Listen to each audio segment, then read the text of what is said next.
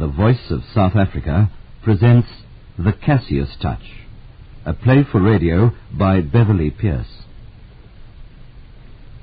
You coming up to bed, John? No. Still a mountain of work to get through. You go on up, darling. You won't be too late, will you? We'll see how it goes. If I'm late, I'll sleep in the other bedroom. Oh, all right. Good night, darling. Good night. Try not to make it too late, will you? Good night. Let's see now. I'll drink first.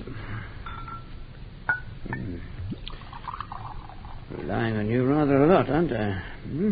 No. Not that much. Now, Peterson contract renewal. I'm going to have that ready with the board tomorrow.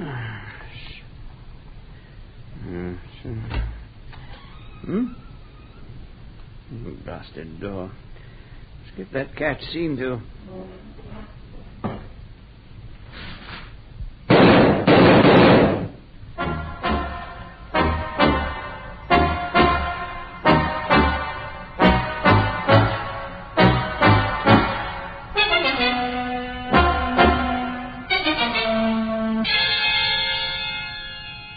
Just recap, shall we? You left your husband a little after 10:30 last night. That's right, Inspector. I asked him not to stay up too late. Approximately how long was it from the time you left the room until the time you heard the shot? A few minutes, no more. I went straight up to my bedroom. I was in the bathroom when I heard them. You saw nobody about the house? No, the servants had gone to bed earlier in the evening. The only person up at the time was Mr. Richards, my husband's secretary. How did you know he was up? He was in the office. It's on the same floor as the bedrooms. I heard the duplicating machine when I went upstairs. How long had you been married to Mr. Cassius? 4 years. You were his second wife? Yes. The girl last night, Jocelyn Wiley, what can you tell me about her? Nothing very much at all. It was the first time I'd met her. David, that's John's son, well, he was obviously very taken with her. So much so that he wanted to bring her out here to meet me. Well, I think that's about all from you for the moment, Mrs. Cassius. I wonder if you'd ask Mr. Richards to come in. Oh, yes, certainly, Inspector.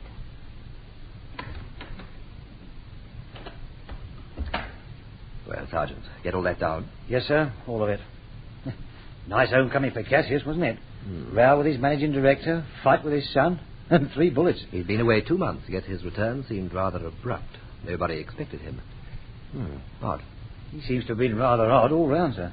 What was your opinion of Mrs. Cassius? Younger than I'd have expected. Well, mind you, she was his second wife. Mr. Richards, please come in. I'm Inspector Vernon. This is Sergeant Scott. Sit down, won't you? Thank you. How do you do? You, sir? Now, what can I do to help you, Inspector? Well, let's find out, shall we? Where were you when Mr. Cassius was shot? Upstairs in the office. Mr. Cassius had given me some contracts to duplicate, and I was... Just sign it as witness, will you, Richards? Good. That does it. Now, take them upstairs and have them run off, will you? Certainly, sir. How many copies? I don't know. 6, isn't it? You're the secretary, not me. I'm sorry, sir. Well, get a move on. I'd like to have them before tomorrow morning, if it's all the same to you. I was doing just that, Inspector. I see. The machine you use, is it an automatic model? Oh, yes, fully automatic. I mean, would it be capable of running on its own without anyone to watch over it? Well, yes, I suppose so. I've never really thought of it. Do you know if Mr. Cassius kept a gun? Yes, indeed he did. A Corsair 38, American Police Special. American Police Special? That's an unusual weapon for a private individual, surely. I believe he acquired it whilst in America. Where did he keep it? In that desk, Inspector. Here, I have the keys. It's odd. It's not locked. And the gun. It isn't here, Inspector. Might it be anywhere else in the house? Possibly, but I couldn't suggest where. Where did you last see it? Prior to our leaving for America on his last trip. Mr. Cassius was cleaning it himself. Was it always kept there? To the best of my knowledge, yes. Did anyone in particular have a personal grudge against him to the extent of wanting him killed? There were men whom he ruined financially. I should imagine any one of them would not have been unhappy to see him dead. Do you think you could supply us with the names of such men? I believe so, yes. Fine. Please do that, Mr. Richards, as soon as you can. Well, that's all for now, I think. Would you ask Mr. Cassius to come in for a moment? Yes, of course. If there's anything I can do, Inspector, please don't hesitate. I won't, Mr. Richards. I certainly won't. Good day. Inspector, there's something about that, Mr. Richards, something that doesn't ring true. What in particular? Oh, I don't know, something false. Nothing I can put my finger on, though. A hunch, Sergeant. Extraordinarily enough, I think I'd be tempted to agree with you. Our Mr. Richards is withholding something, and I'm rather sure it's something we should know about. Good morning, Inspector Vernon. That's right. Come in, please, Mr. Cassius. I hope you won't mind Miss Wiley coming in. She was with me last night. Not at all. How do you do, Miss Wiley? This is Sergeant Scott. How do you do? Please sit down. Yeah. Just a few routine questions. Well, I don't know that there's very much we can tell you that'll help in any way. You see, we'd both already left when it happened. So I believe. However, one never knows, does one? Now then, you left here at 10:20 or thereabouts, didn't you? Oh, about then, yes. I'm almost sorry we came at all. You didn't know your father would be here? I hadn't any idea. I'd been out all day, so I wasn't here when his cable arrived. As soon as I opened the front door last night, I knew he was here. No mistaking those trumpet-like tones of his. Joss and I had been out to dinner. I thought I recognized the dulcet voice. Welcome. Welcome home, Father. What a cool reception. How are you, Davy boy? Davy boy is just fine, just fine. Allow me to introduce. This is Jocelyn Wiley, my father, John Cassius. How do you do? Everybody, please bow. My stepmother, Marcia. How do you do? And my father's managing director, Mr. Micawber. How do you do? Is this the latest addition to the fold, Davy boy? This is the addition to the fold. Oh, she's decorative. Then most of them have been, haven't they? Oh, all of them, Father, all of them. In any event, welcome to the Cassius clan, Miss Wiley. Thank you.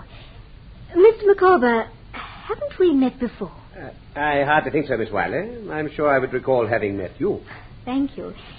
But there is something familiar... You've probably been reading too much Charles Dickens. Yes, of course. Yours isn't a particularly common name. May I get you a drink, Joss? I love one. Well, you've been given quite a build-up, Jocelyn. You don't mind my calling you that, do you? Oh, please do. What kind of a build-up? Well, David has been drooling at the gills for days about you. You've made quite an impression. And you, dear Marcia, have quite an imagination. Drooling at the gills is so descriptive. Rather like a fish that swallowed too much cod liver oil. Anyway, Joss, one soothing medicinal beverage. Thank you. Cheers. Cheers. Well, now, Father, what brings you home so suddenly? It must be something terribly important. How now, Davy boy? What is it, 2 months? 3? Gently, boys. Let's all have a lovely evening. You've heard of my father, haven't you, Joss? The legendary magnate, the genius of the stock market, the carver of empires. Oh, yes. I've heard of him. As a matter of fact, Mr. Cassius, my father's about to give you some competition. Your father? What kind of competition? Home appliances. We've just entered the market. Wiley? Of course. Carson and Wiley. What's so amusing, Father? Let's all laugh. Oh, nothing, Davy boy. Just something to do with the business. Well, if it's to do with business, why shouldn't I know about it? You? About business? Oh, Davy boy, you stick to your cars and your debs and your nightclubs. I'll take care of the business. Such touching faith, such confidence. I hope I won't let you down, Father, with my, what was it? Oh, yes, my cars and my debs and my nightclubs. And I've no worries on that score. After all, you've had a lot of experience in those fields, not to mention the models. Do they call them models these days, do they? Must be Monday. Dirty washing being brought out. Yes, well, I think it's about time I was getting along. Plenty of work to catch up Oh, on. Ma, sure you're not going? I'm afraid so. We old-timers need to sleep. Well, good night, everybody. Miles, you won't forget that little chore in the morning, will you, old man? No, John, I shan't forget. No matter how I feel about it, you're the boss. Good night. Well, that was unlike Miles, wasn't it? He sounded so ominous. Not ominous, darling. Just saluting the flag. What do you mean? Oh, I told him to handle a couple of matters for me, and he wasn't too happy about it. I don't follow. Well, not in quite as many words. I intimated that he was not entirely indispensable. Oh, John, you wouldn't fire him, would you? If necessary, as I told Miles, I'd fire anybody, but only if necessary. And on that happy little note, dear Joss, I think we should leave. All right, David. It is getting rather late. I'm so glad we've met, Jocelyn. Please come out again. I'd like to. Thank you. Good night. Good night, Mr. Cassius. Good night, Miss Wiley. Oh, please give my regards to your father. Why, thank you. I will. Good night, Marcia. Father? Oh? Why the military-type farewell, Davy boy? Just saluting the flag, Father. I hate to think that I might be dispensable.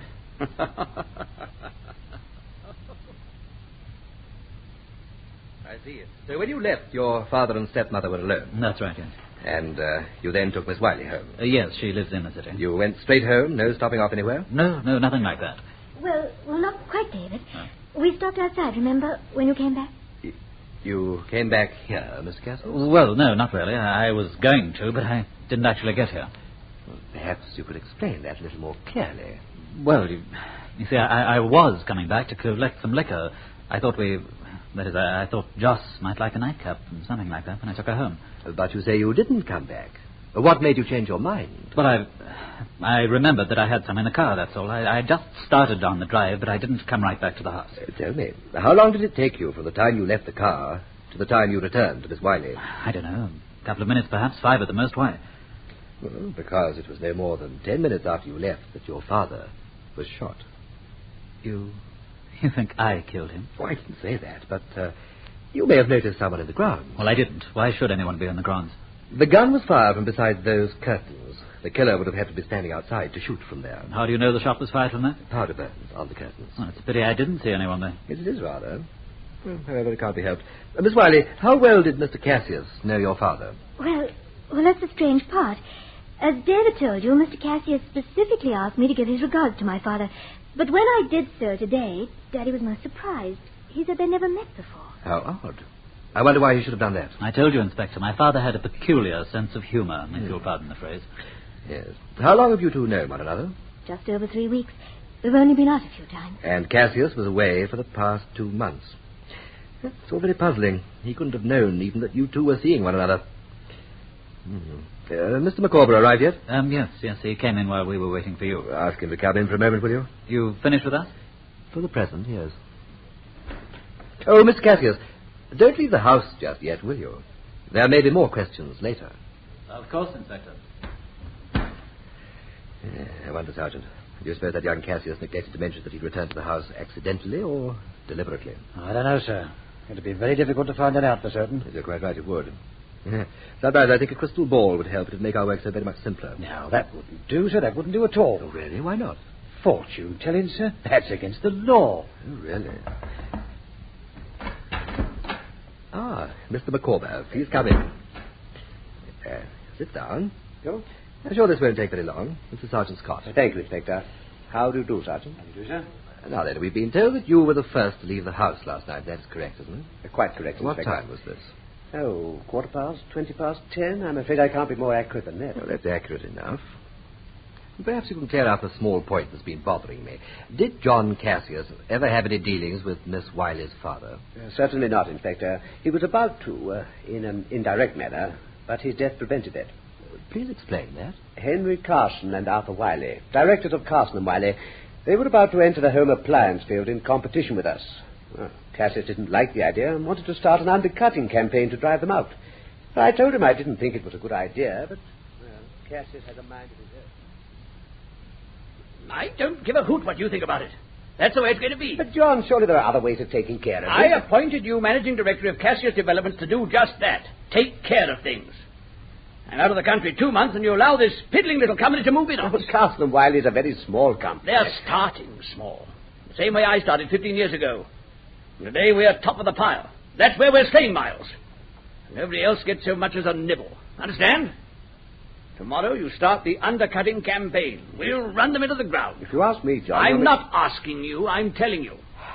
Well, you're the boss, I suppose. There's no supposing about it. I am the boss.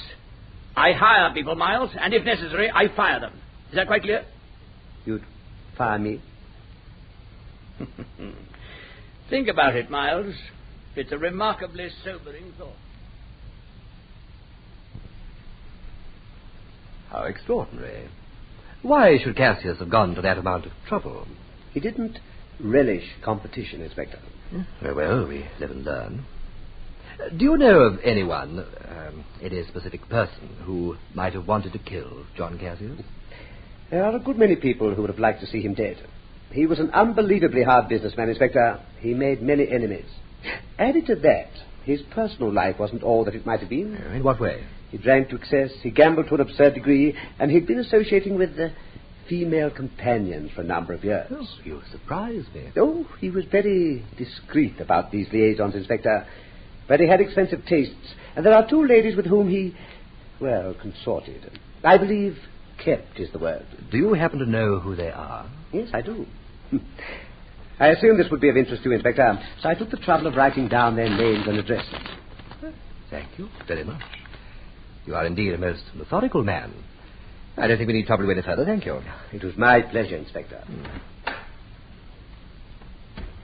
Inspector, I do not like that man. I know exactly what you mean, Sergeant. Yeah. I think our Mr. McCormick can stand a little investigating of his own. It'll be my pleasure, sir. Yes, we certainly shall look into that side of things, yes. John Cassius doesn't seem to have been winning any popularity contest, does he now? That's a nice piece of understatement. It's just as well that we don't allow ourselves any preconceived ideas about anyone, isn't it? In what way, sir? Well, I would have had a totally erroneous picture of Cassius, for example. Newspaper reports, gifts to charity and whatnot. And yet none of these people was particularly enamored of the man. The Cassius touch. Rather like Midas.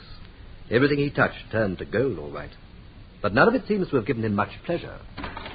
Oh, Inspector, it seems that you've talked to everyone. I wonder whether you and Sergeant Scott would like some tea. Yes, thank you, Mrs. Cassius. That'd be very nice. I'll have it served in here, then. Excuse me. Oh, Mark. Oh, you startled me. Sorry, darling. Not intentional. Inspector, of course, you've not met. This is my brother, Mark Reynolds, Inspector Vernon. How do you do, Mr. Reynolds? Have you just arrived? Arrived? From where? I'm sure I've no idea. But I'd have thought with those sunglasses... You don't live here, do you? You sound surprised. Yes, I do. Oh, Mrs. Cassius, this is most irregular. You might at least have mentioned your brother. Mr. Reynolds, were you in the house last night? Yes, of course I was. Why, Inspector? Why? You are aware, are you not, that a murder was committed here last night? Dear John, yes. Oh, but surely, Inspector, you don't suspect me. Mr. Reynolds, I am a remarkably suspicious person. I suspect everyone. Well, I'm sorry to disappoint you, but I'm afraid you'll have to remove me from your list. Indeed, and might I ask why? Because, my dear Inspector, for the last 5 years, I've been quite blind.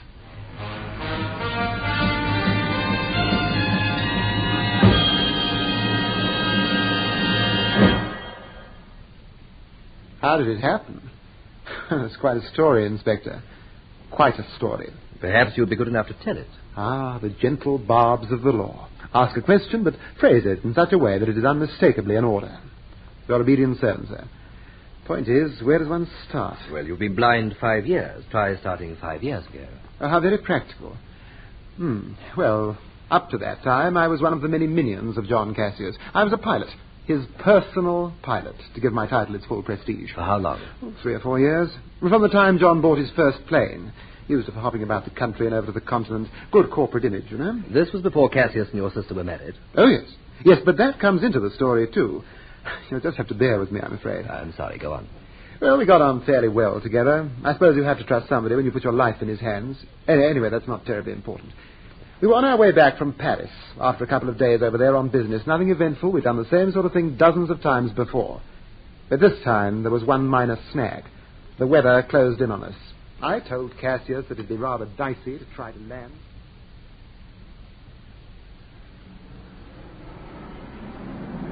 I don't like it, John. Lower we get, the worse the visibility seems. Nonsense. Take her down. We won't have a clear view of the landing strip. I can barely make out the field itself. Well, what do you propose to do? Take us back to Paris?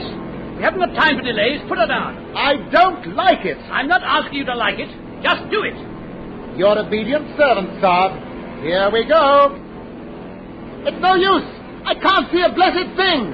I'm taking it up whether you like it or not. Watch out! Those trees!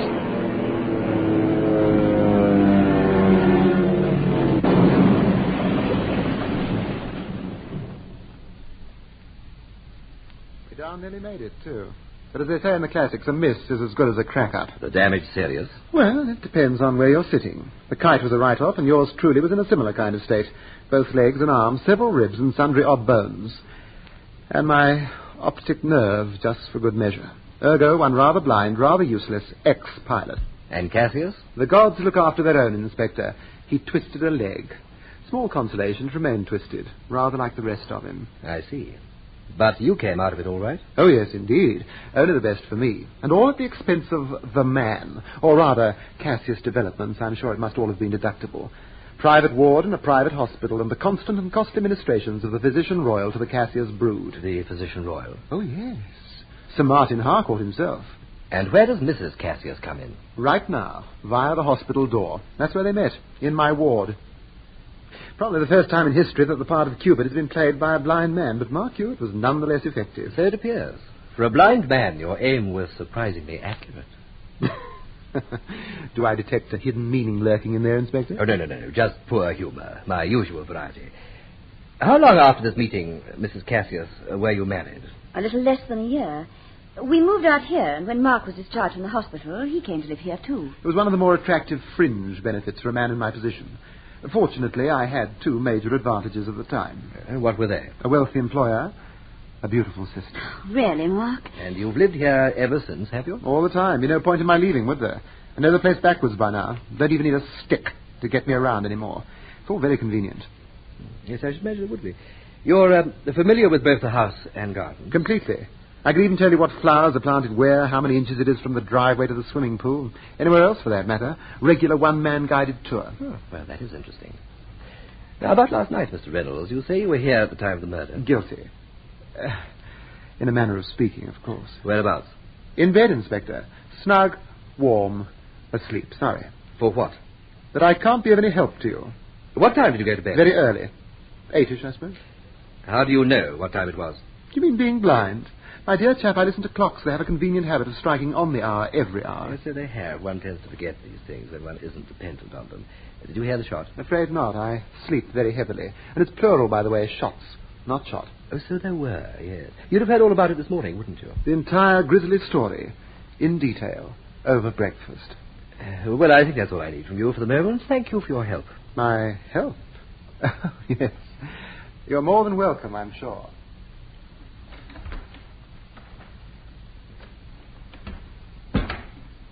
Well. You might say that that lot is quite a kettle of fish, Sergeant. And do any of them smell a bit peculiar to you, sir? Hard to say.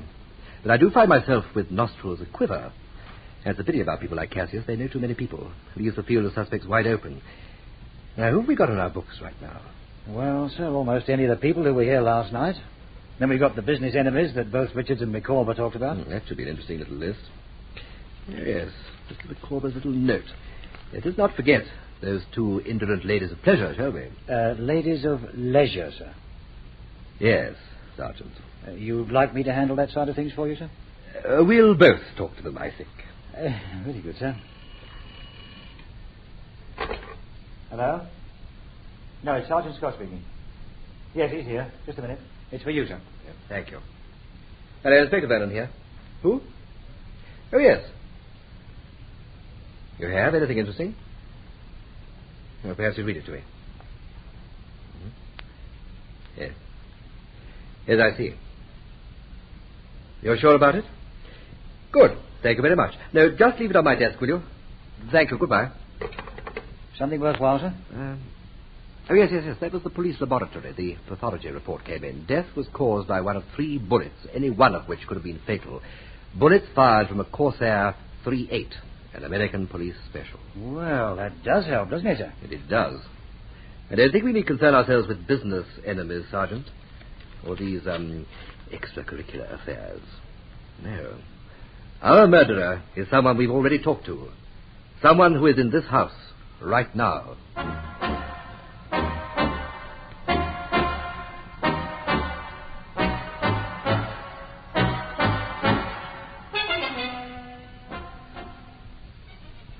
Well, Sergeant, I've had a look at the will. It helps us in that it supplies motives, all right, but at the same time it complicates matters. Too many motives, perhaps. And who gets what, sir? Mrs. Cassius and young David get most of it. The bulk of the estate is divided between them. Micawber comes into a large slice of the business itself, quite a hefty slice, I might add. The secretary, Richards, gets a nice fat £10,000 tax-free, and Mark Reynolds is taken care of for life. Reynolds? In what way, sir? £5,000 tax-free per annum for the duration of his natural life, unquote. Gee, like you said, sir, that certainly does provide all of them with motives. Yes, indeed it does. Too many suspects, too few clues. Let's take a look at them, shall we? Shall I take some notes, sir? No. More or less just thinking out loud. Ah. Now, in the first place, Cassius was alone when he was shot. No witnesses. Therefore, every one of our suspects could have had an opportunity.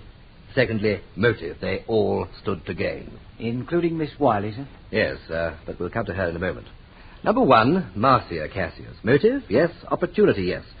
She could have been telling the truth up to the point of saying goodnight to her husband. Then, instead of leaving, she could quite simply have walked to the window, shot him, and walked right out again. She'd have run the risk of bumping into someone on the way back to her bedroom. Not if she went into the garden and returned through one of the side doors. Ah, yes. 2, David Cassius. He inherits handsomely. He could have shot his father at the time he says he was coming back to the house to collect liquor, which he didn't really need and which he didn't get. It would have been cutting it rather fine, sir. Yes, it doesn't take much time to pull a trigger 3 times. And by the way, those 4 or 5 minutes would have given Miss Wiley the opportunity as well. What about her motive, sir? Nothing very definite. Still, if she had learnt about Cassius's little plan against her father, well, let's not stare at that for a motive. People have killed for far less. How right you are, sir. 4, Miles Micawber.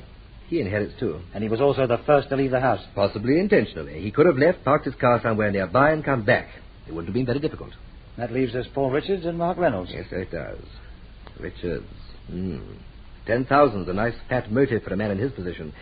He was supposed to have been in his office, but that duplicating machine could have been working automatically. That would have allowed him to slip out, come round to the window, shoot Cassius, and return to the office in the same way.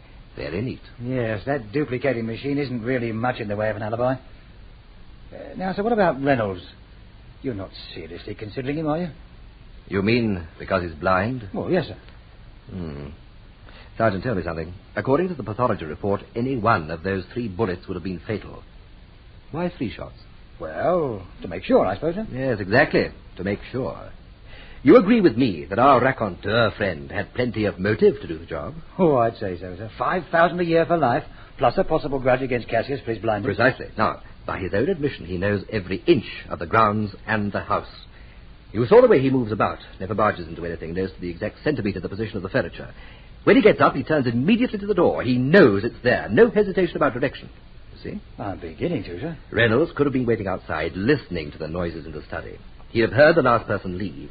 He'd have heard Cassius sit down at his desk, heard the papers rustling. All he'd have to do is point a gun at where a man would be sitting and fire. Not once, but 3 times, to make sure of hitting him.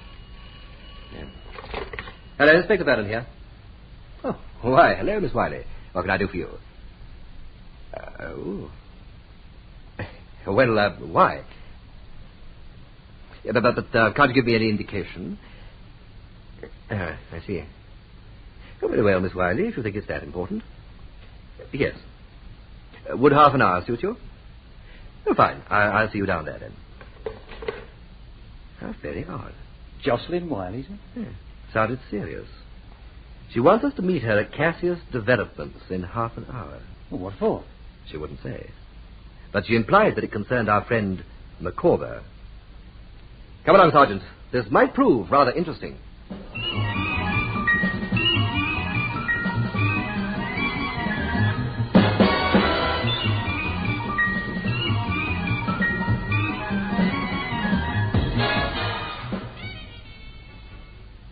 My dear Inspector, do please come in.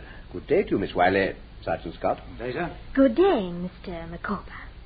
Well, now, Inspector, what's all this about? You were rather mysterious on the telephone.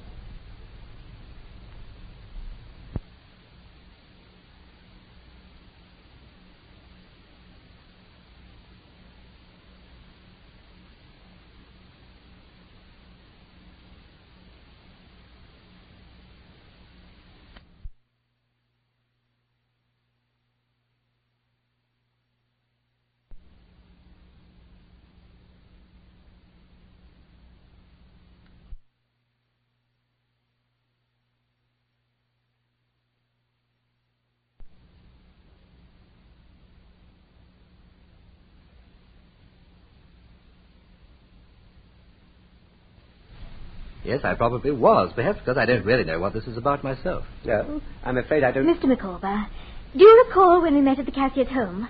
I said that I thought there was something familiar about you. Oh, yes, my name, but No, not just your name. although you tried very hard to make me believe that's all it was. I really don't understand. Oh, yes, you do, Mr. Micawber.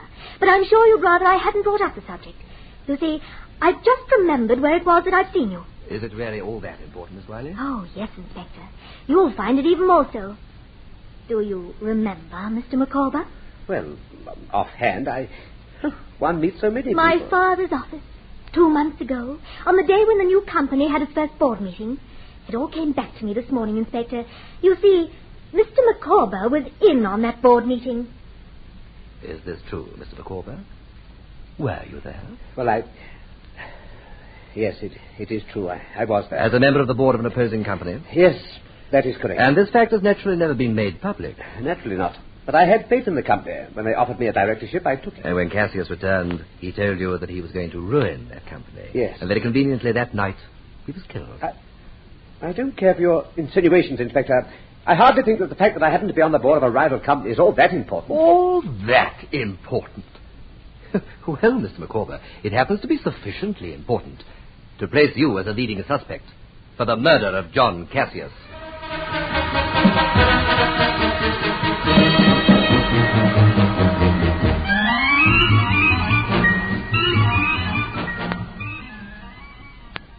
Good morning, Mrs. Cassius. Sorry to trouble you again. This won't take long. That's quite all right, Inspector. How can I help you? We had a word with Sir Martin Harcourt this morning, your family physician. Oh? About anything in particular? One or two things. Your brother, he seemed to recover remarkably quickly from his accident. Oh, yes. Mark has always been stoic. Barring accidents, I don't think he's ever been really ill. Yeah. Sir Martin was puzzled about something. It seems he advised Reynolds to come in for regular checkups, advice that your brother chose to ignore. Mark was quite vehement about it. He doesn't have a very high regard for the medical profession at the best of times. He says as long as he isn't ill, what's the point of seeing a doctor? In all this time, 5 years, he hasn't needed to see one? No, not really. Oh, there have been the usual minor accidents. Falling over unexpected things, bumping into walls. The occupational hazards of being blind, I suppose. But nothing serious enough to warrant calling in Sir Martin. I see. Now, about your husband. He just returned from a trip to America, which lasted 2 months. That's right. And prior to that? Oh, how do you mean? How long had he been here before going off on that trip? Oh, John was quite a globetrotter. He'd been here a little over a month. You see, before that, he'd been on a business trip to the Far East. How long was he away for on that occasion? Another 2 months. I see. It must have been lonely for you. Oh, it's part of the price one pays when one marries a man like John Cassius. Yes, of course. Now, let's just summarize, shall we? The past 5 months, he was away for 2 months. Here for 1 month, away for another 2 months. That's right. Yes, Inspector. I've just said so. Yes, so you did. You have no children of your own, Mrs. Cassius? No, none. Had you and your husband planned on having any? Well, the situation never arose. I suppose, had it happened, John would have been quite happy. Is all this necessary, Inspector? Yes, Mrs. Cassius, it is. Very necessary. Sergeant Scott? Yep. Would you do that now? Just give us a few minutes. Right, Your Honor.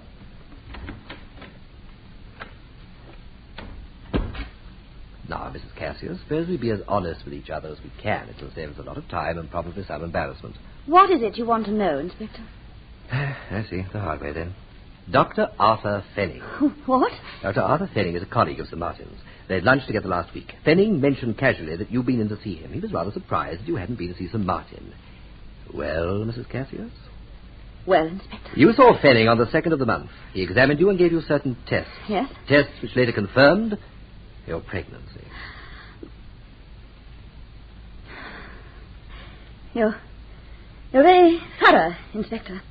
What of it? On the 2nd of last month, you were 3 months pregnant. You know all the answers, Inspector. Why bother with the question? The father of that child was not your husband. Really? Mrs. Cassius. Look, at the time of your conception, your husband was on a business trip to the Far East. Very well, Inspector. I am pregnant. And the father of my child is not my husband. Is there anything else you'd like to drag out? I am trying to get at the truth. For heaven's sake, don't you realize the position in which this puts you? What position? Sir Martin had no inkling that John Cassius was not the father. He naturally would have mentioned the subject when next he saw him. But that opportunity never arose. Your husband was murdered the night he came home. And that gives me an ideal motive, does it? You and the real father. Who is he? That, Inspector, you shall never know. You see, there is no way of your finding out. unless I tell you. And I do not intend to. Oh, Paul! You wish to see me, Inspector?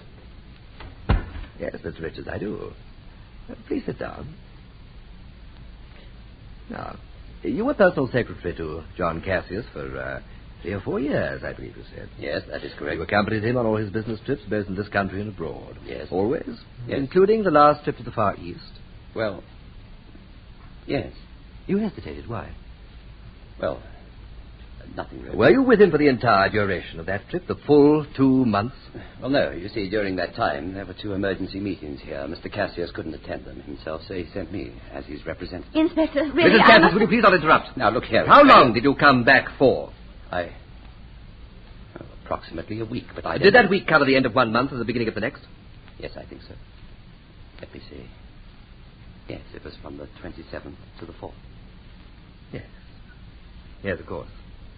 It would have included the 2nd of the month. Aren't you rather jumping to conclusions? I don't think so. Proof, Inspector. You have no Mrs. proof. Cassius, Mr. Richards, were you and Mrs. Cassius lovers?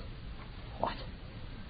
How dare you? Were you the father of her child? Her child? Her child? He didn't know. He didn't know. Easy now, my darling, easy. Believe me, please, I'm deeply sorry that it has come out like this. How did you know? How did you know? Oh, it was no great detective work on my part. Of the less savory aspects of an investigation, the anonymous note.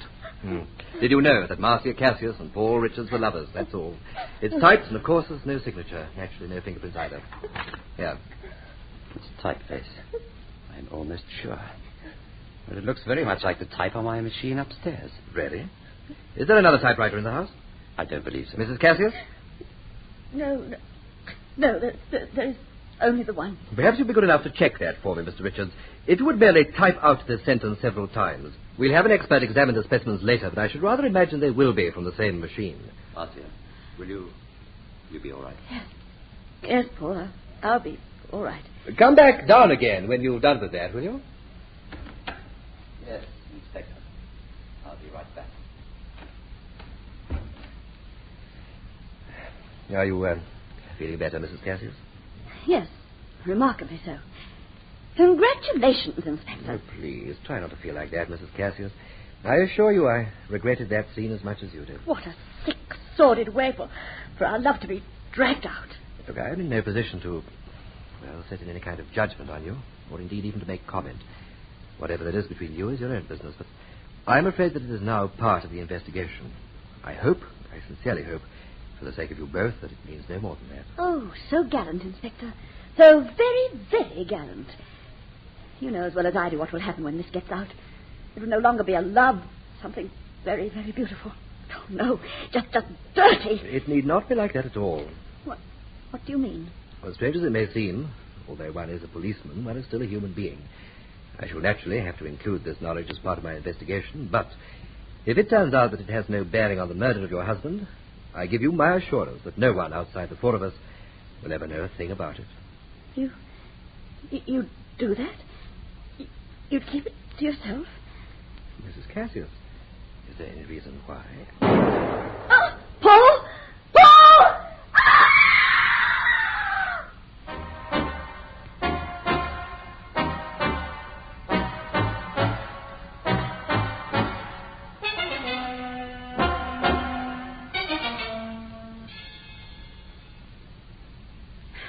Is it all over, Inspector? Have you finished now?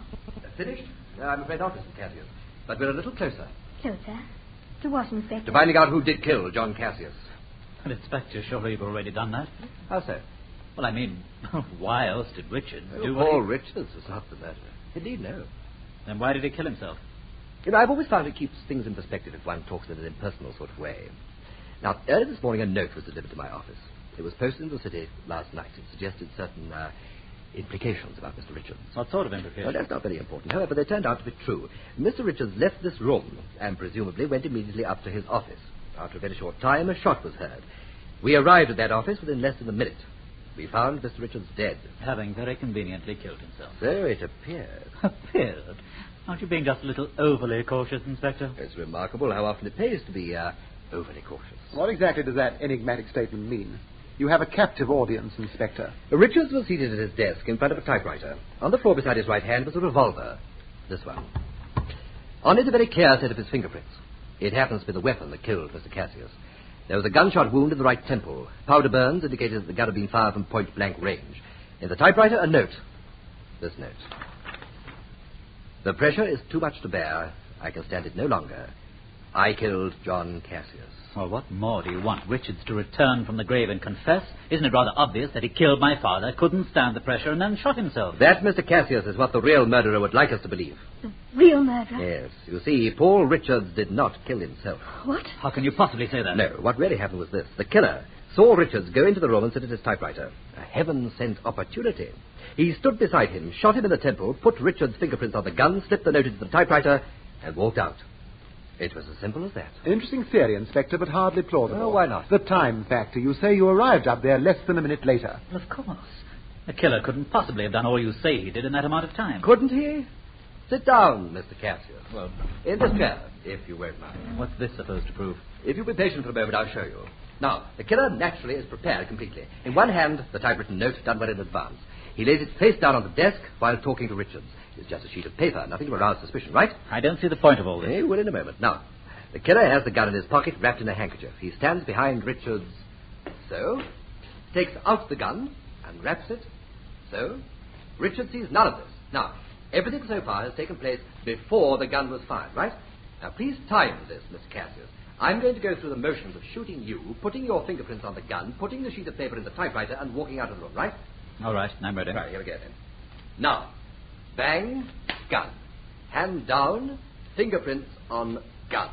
Now, paper into typewriter. So, now, walk to the door. So. Right, now how long did that take? Why, it was only 13 seconds. Correct, Mr. Cassius. But even if it took 30 seconds, it has been sufficient. The first person to arrive on the scene did so a minute after the shot. It was really quite ingenious. At the risk of sounding repetitious, Inspector, it's an interesting theory. But how can you substantiate Once we ruled out suicide, that was the only But how do you rule out suicide? The killer was very clever. He typed out the note well in advance, and then was most careful to wipe his fingerprints off the keyboard. There are still no fingerprints on those keys. Unless Richards employed divine guidance, he did not type out the so-called suicide note. But he could, theoretically, still have shot himself. Oh, no. The gunshot wound was in the right temple. Well, what has that to do with anything? You mean none of you noticed it? Oh, good heavens. It never fails to surprise me just how unobservant most people are. Paul Richards was left-handed. So there we have it. Oh, I've used the word he in talking about the killer. It could just as easily have been she. Are you suggesting it could have been Jocelyn? Miss Wiley is still a suspect, yes. The killer of Richards is the same person who killed your father. And, I might add, who sent me the note about Richards. Hello, Sergeant Scott speaking. Yes, just hold on. It's for you, sir. Yeah, thank you. Inspector Barron here. Oh, yes. What did you find out? I see he was. For those reasons? Yes, I thought the information would be accurate. Did you get the exact date? Yes. Until when? I see. Thank you very much. No, that'll be all. Good night. Mr. Cassius, you told me that you were on reasonably good terms with your father. Reasonably good, yes. Why? You gave me the impression that you always had been on reasonably good terms. Well, what about it? Meadowvale Sanatorium. So, you had to dig up that rubbish as well? Rubbish? I'd say it was rather pertinent, wouldn't you? No, I would not. Drink, anyone? You spent almost a year there undergoing treatment. At the time you were 19 years old. Treatment of an emotional nature. It was also completely voluntary. That does not make it less pertinent. But I am rather surprised that you decided not to mention it to me earlier. Go on, Inspector. Don't stop there. Tell them all just how mentally and emotionally ill I was. Go on. Tell them the reason for it, too. Yes, that is rather important, isn't it? But perhaps you and I should discuss it in private. Oh, no. No, Inspector. This is very much for public consumption. You see, dear people, Meadowvale was my not very hospitable home for nearly a year. I say the treatment was voluntary, but it was a little more than that. I was given a choice, you see, by my dearly beloved father. What kind of a choice? What kind of a choice, indeed. I either had to commit myself for voluntary treatment at Meadowvale or face criminal charges. Charges? Charges of what? Of trying to kill my father. Oh, that really is priceless. I think it calls for a drink. Now, who put that blasted chair there? Sorry, Reynolds, my fault. I moved it when I was illustrating my point about the suicide. Of course, you weren't to know. No, Inspector, I suppose nobody is perfect. Well, we are a charming bunch, aren't we? Cheers. Oh, forgive me, Inspector, I should have offered you a drink. Or don't you on duty? I won't, thank you, Mr. Reynolds. It's late, and I have work to do. If you'll excuse me, Mrs. Cassius. Of course, Inspector. I hope you won't mind, but I should like all of you to be here in the morning. Please try to understand. Good night. Good night, Inspector. Oh, one other thing. I would advise all of you not to leave your bedroom doors unlocked.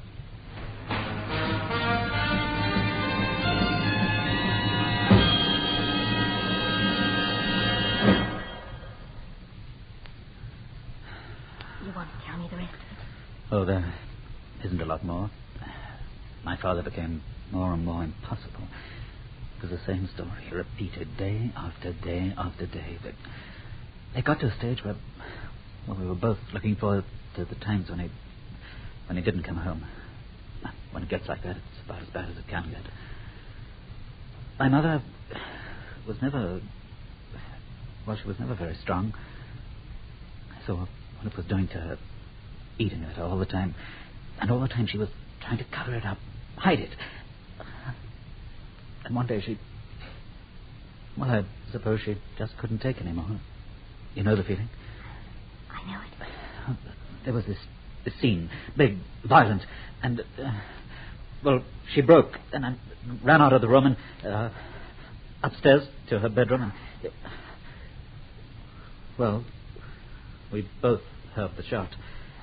Oh, no. We ran up to her bedroom. I got there first, and everything inside me just flipped over. I don't know, I just picked up the gun and pointed it at him and pulled the trigger. Sorry, badly. No, he wasn't hurt. The gun jammed. Nothing happened. The gun jammed. He hit me. He hit me from one side of the room to the other and screaming at me all the time. I didn't even know what he was saying. Finally, he calmed down and gave me the alternative. Meadowvale, no criminal charges of attempted murder. And afterwards, when you came out, how did you feel? I mean, about your father. Oh, I tolerated him. That's about all. He'd ceased to be a father a long time before that. Now he was just a hand in a cash pocket. Just you get to a stage where you can turn yourself off to somebody. They're there and you exchange words, but they're not really there at all. Must have been a terribly lonely life. It was. Until you. Me? Mm-hmm. I found a lot of things in you that I'd forgotten existed. And they started bringing out things in me. I'd forgotten they existed too. Wonderful things. Oh, I'm glad. Very glad. Oh, hello, Mark. I'm sorry. Am I interrupting? No, it's all right. Joss and I were just discussing something. I shan't disturb you for long. I left my glasses in here. Oh. On the desk, I think. Yes, there they are. I'll get them for you. You caught me. I tripped and you caught me. Just lucky I happened to be in the right place at the right time. No. You can see. Oh, don't be absurd, darling. Glasses, Mark. Here, catch. You caught them. She's right. You're not blind. You can see. There you are. And both of you. How very obliging of the dear inspector to leave the gun behind. Now, sit down. Sit. You killed him. Naturally.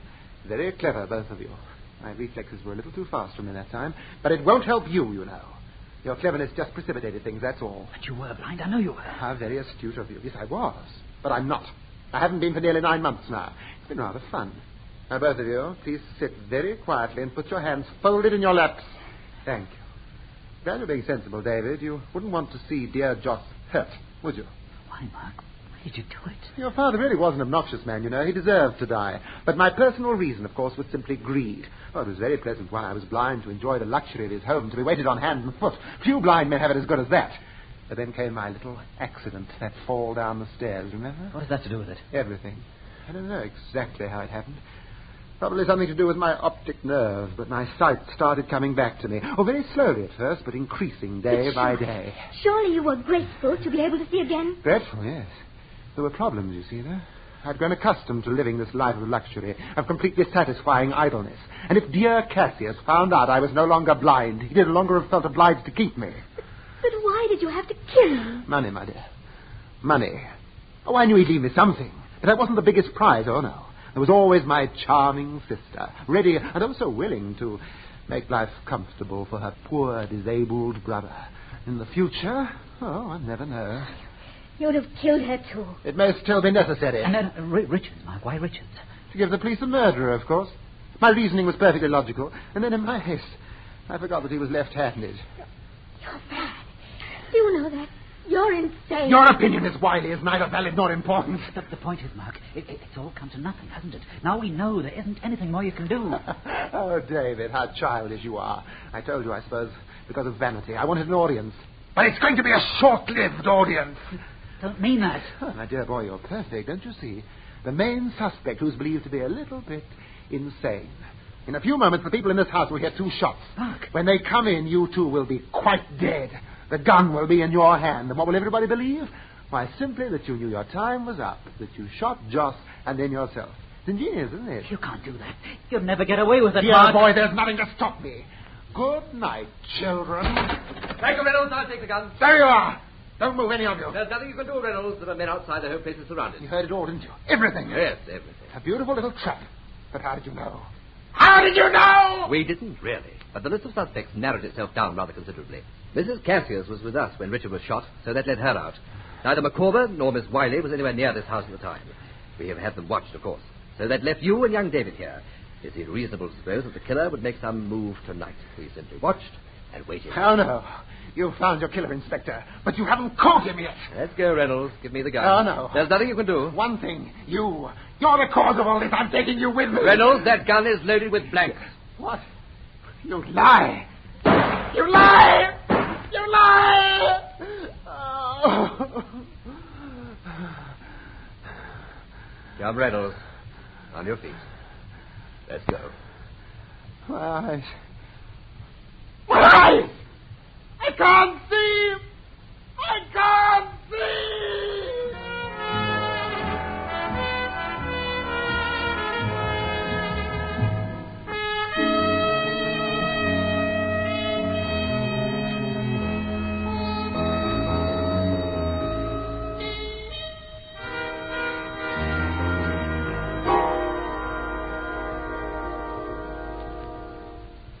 That was The Cassius Touch,